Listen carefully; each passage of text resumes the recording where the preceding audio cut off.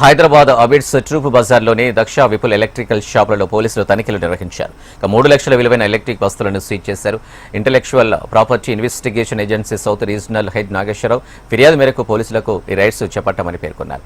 కస్టమర్లకు Polycab, gold medal, V-Guard వంటి కంపెనీల పేరిట నకిలీ వస్తువులను విక్రయిస్తున్నట్లు గుర్తించారు.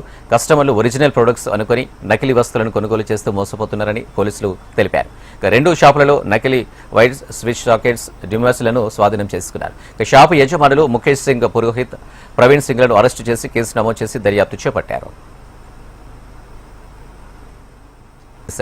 Intellectual property investigation agency south regional head Nageswara Rao ఫిర్యాదు మేరకు పోలీసులకు ఈ రైడ్స్ చేపట్టామని పేర్కొన్నారు.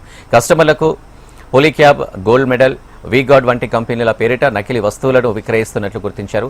కస్టమర్లు ఒరిజినల్ ప్రొడక్ట్స్ అనుకుని నకిలీ వస్తువులను కొనుగోలు చేస్తూ మోసపోతున్నారని పోలీసులు తెలిపారు.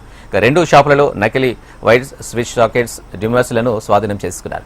షాపు యజమానులు ముఖేష్ సింగ్, పురోహిత్, ప్రవీణ్ సింగ్లను అరెస్టు చేసి కేసు నమోదు చేసి దర్యాప్తు చేపట్టారు.